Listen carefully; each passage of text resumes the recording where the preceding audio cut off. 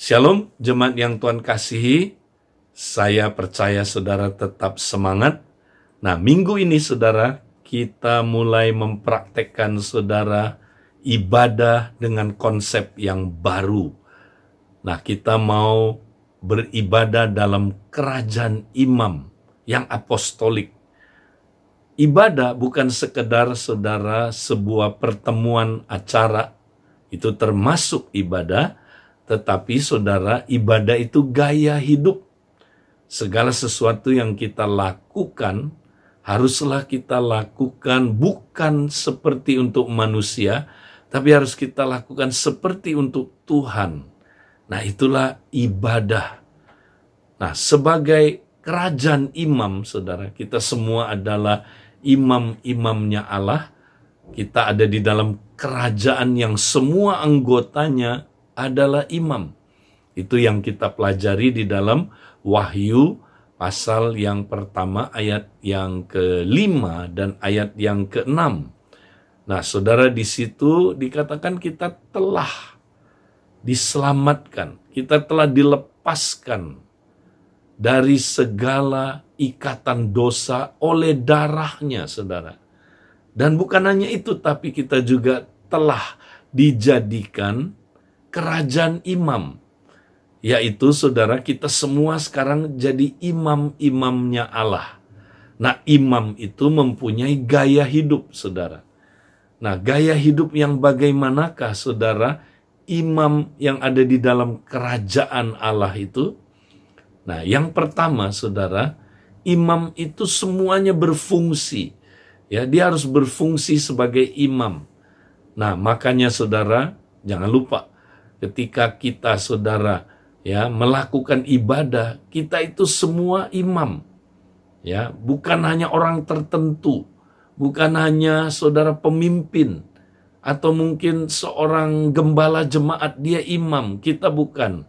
Kita juga, saudaraku, adalah imam. Nah, imam itu, saudara, melakukan apa? Doa, penyembahan, ya, bersyafaat, ya, bahkan menyampaikan pesan-pesan Tuhan atau bernubuat. Itu adalah, saudaraku, fungsi imam. Makanya, saudara, ketika kita berdoa, ya, baik secara pribadi maupun korporat, kita mempraktekkan diri kita sebagai imam. Ketika kita berfungsi sebagai imam, saudara, maka hadirat Allah dinyatakan. Nah, saudara, hadirat Allah sudah ada. Hadirat Allah itu, ya, bahkan di dalam diri kita. Allah hadir, Allah tinggal. Bahkan kalau kita pun berkumpul beberapa orang, Tuhan hadir. Tapi pertanyaannya, apakah Tuhan menyatakan kehadirannya? Nah, Tuhan menyatakan kehadirannya kalau ada orang yang mempraktekkan fungsi imam. Nah, saudara, imam tahu bagaimana masuk ke dalam hadirat Tuhan. Karena imam mengandalkan darah. Ya, kalau imam perjanjian lama dia mengandalkan darah binatang, imam perjanjian baru mengandalkan darah Yesus. Oleh darah Yesus kita dapat masuk ke tempat maha kudus. Ya, tempat di mana, saudaraku, ya, Allah berada. Ini berbicara tentang hadiratnya. Ya, ketika kita, saudaraku, mengandalkan darah Yesus, kita boleh, ya, tinggal di hadirat Allah, saudara. Dan bukan hanya itu, Allah menyatakan kehadirannya. Ya, ketika imam-imam di perjanjian lama, saudara, memikul tabut itu, maka hadirat Allah dinyatakan. Ya, saudara, jadi kalau kita dalam doa, dalam pertemuan korporat, ketika kita beribadah raya, kalau kita semua, saudaraku, berfungsi sebagai imam, mengandalkan darah Yesus, maka, ya, Yesus akan menyatakan dirinya. Menyatakan diri kepada kita, melalui kita, untuk orang lain. Ya, sehingga, saudaraku, orang lain mengalami, ya, kehadiran Allah itu. Nah, inilah, saudaraku, fungsi imam. Maka, saudaraku, mari kita praktekkan. Kita semua adalah saudaraku imam-imam dalam kerajaan Allah. Nah, itu yang pertama. Kedua, saudaraku, ya, kalau kita adalah imam, saudara, ya, kita mempraktekkan ibadah karena, bukan ibadah supaya. Kenapa kita beribadah, saudara? Nah, Roma 12 ayat 1, saudaraku, dimulai dengan kata apa, saudara? Karena itu, ya, aku menasihatkan kamu demi kemurahan Allah. Nah, ini dia. Demi kemurahan Allah, ya, aku menasihatkan kamu supaya kamu mempersembahkan tubuhmu sebagai korban yang hidup, yang kudus, yang berkenan, ya, kepada Allah. Itulah ibadahmu yang sejati. Nah, saudara, kalau di dalam salah satu terjemahan, ya, firman Allah yang hidup dikatakan, ya, dengan kita melakukan itu, saudara, itu adalah ibadah yang sejati sebagai balasan yang pantas untuk kasihnya kepada kita, saudara. Balasan yang pantas, balasannya masuk akal, balasan yang logis, ya, adalah masuk akal, adalah pantas. Kalau dia begitu mengasihi kita, saudara, dia begitu murah hati buat kita, maka sebagai balasan yang pantas kita pun mau sungguh-sungguh mengasihi dia. Kita pun mau, saudaraku, mempersembahkan diri kita, ya. Kita pun mau, saudaraku, beribadah kepada dia, mengabdi kepada dia, karena dia, saudara, begitu mengasihi kita. Nah, bukan hanya itu, saudara. Tapi kalau kita lihat Roma 12, ya, konteksnya adalah berkaitan sama Roma 11 ayat 36. Ya, karena segala sesuatu adalah dari dia, oleh dia, dan kepada dia. Bagi dialah kemuliaan sampai selama-lamanya. Artinya, saudara, karena dia adalah penguasa atas segala sesuatu. Dia Tuhan atas segala sesuatu. Makanya karena dia Tuhannya kita, pemilik kita, kita hambanya, maka saudaraku, kita menyerahkan diri kita sepenuhnya, beribadah kepada dia, mengabdi kepada dia. Itu alasannya. Jadi saudara, kita beribadah itu karena dua alasan ini, saudara. Karena yang pertama, ya, karena kemurahannya begitu besar, kasihnya begitu besar, dia menyerahkan nyawanya. Nah, yang kedua, saudaraku, karena apa? Karena dia Tuhan, pemilik hidup kita. Kita sudah dibeli dengan harga tunai. Sekarang kita bukan milik kita lagi, tapi milik dia. Ya, sampai selama-lamanya. Makanya apapun yang kita lakukan untuk dia, saudara. Motifnya adalah kita melakukannya untuk dia, bukan untuk manusia. Ya. Bukan untuk, saudara, dipuji oleh manusia. Bukan untuk dilihat oleh manusia. Bukan untuk, saudaraku, kemuliaan diri kita sendiri. Tapi untuk kemuliaan dia. Nah, itu artinya ibadah. Jadi, saudara, bukan hanya waktu hari Minggu kita praktek prinsip ini. Dimanapun kita, saudaraku, praktek prinsip ini. Waktu kita berdoa, waktu kita berpuasa, waktu kita, saudara, dalam perjalanan, waktu kita, saudara, kerja di kantor, waktu kita sekolah, ya, waktu kita, saudaraku, berfungsi dalam profesi kita praktekkan ini sebagai apa, saudara? Ya, motif dalam ibadah kita, saudara. Ya, jadi, saudara, mari, kalau kita adalah imam, kita praktek apa, saudara? Ibadah yang karena, bukan ibadah yang supaya. Nah, kalau ibadah yang supaya, ya, itu apa, saudara? Itu tidak berkenan kepada Tuhan. Itu ibadah yang, saudara, ya, menyenangkan manusia. Ya. Nah, banyak orang kalau ditanya, kenapa kamu beribadah?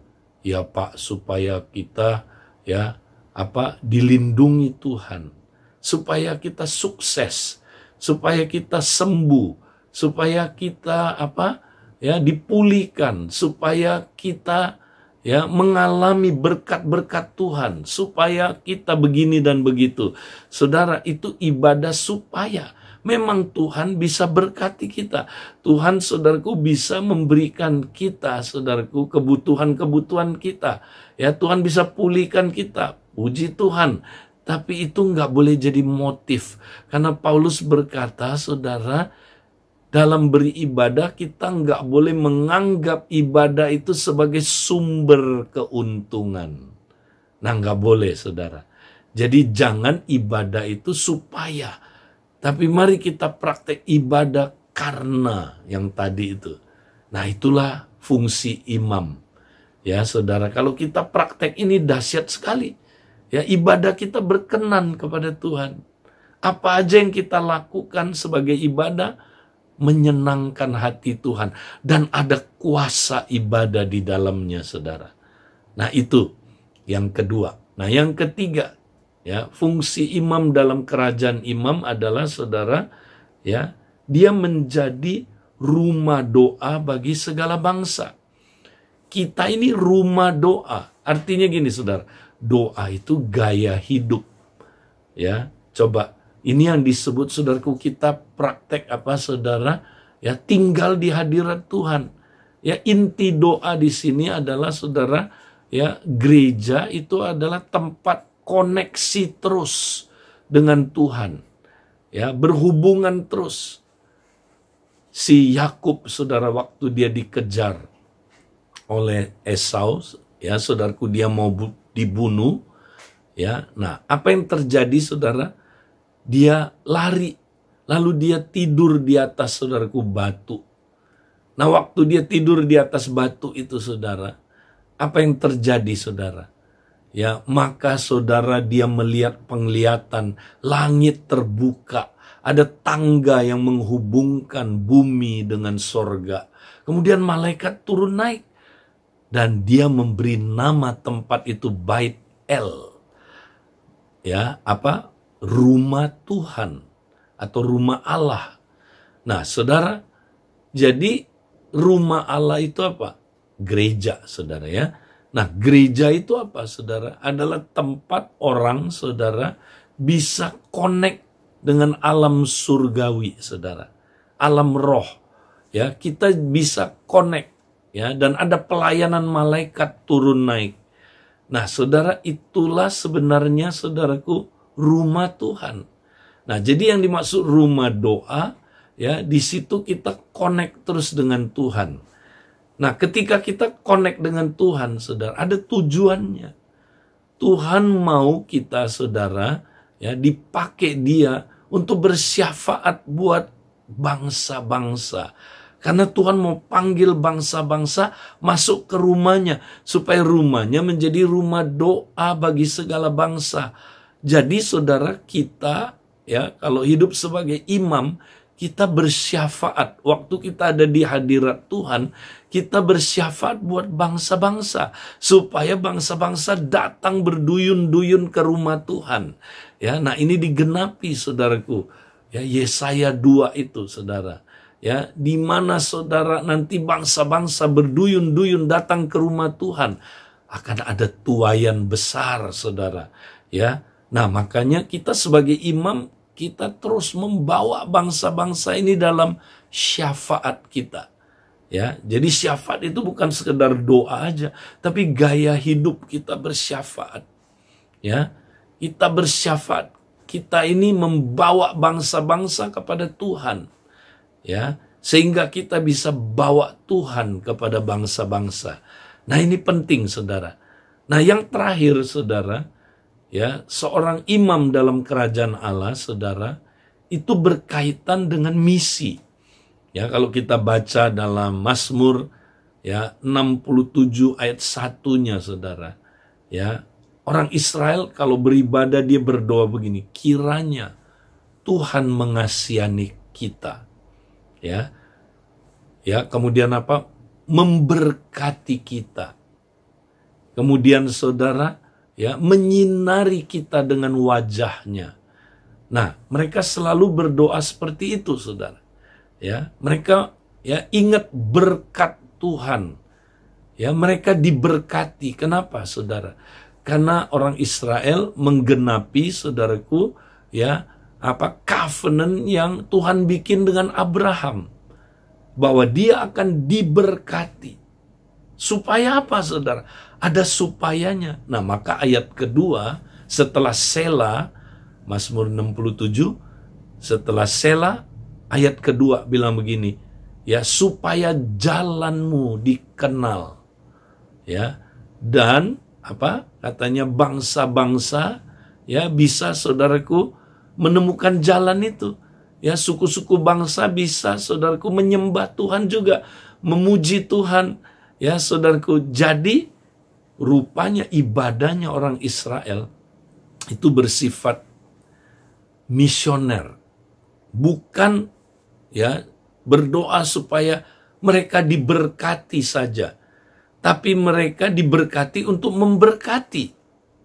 Karena, saudaraku, berkat Abraham, ya, diberikan, saudaraku, supaya apa, saudara? Supaya orang Israel bisa jadi berkat buat bangsa-bangsa. Nah, melalui orang Israel, kita tahu, saudaraku, apa yang terjadi, saudara, keturunannya Yesus, ya, membawa berkat Abraham kepada bangsa-bangsa, keselamatan itu. Nah, saudara, jadi ibadah kita berkaitan dengan apa? Misi yang apostolik. Jadi kalau kita beribadah, saudara, kita akan, saudaraku, digerakkan oleh Tuhan untuk apa, saudaraku? Kita juga diutus untuk menjangkau bangsa-bangsa yang belum diselamatkan, supaya mereka dimuridkan, supaya mereka, saudaraku, menjadi rumah Tuhan juga.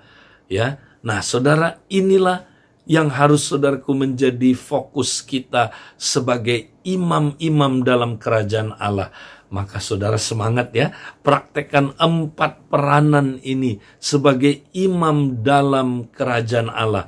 Saudara siap? Tuhan memberkati, saudaraku. Ya, kita terus semangat membangun rumah Tuhan, diutus untuk menghadirkan kerajaan Allah di bumi ini. Tuhan memberkati, saudara. Amin.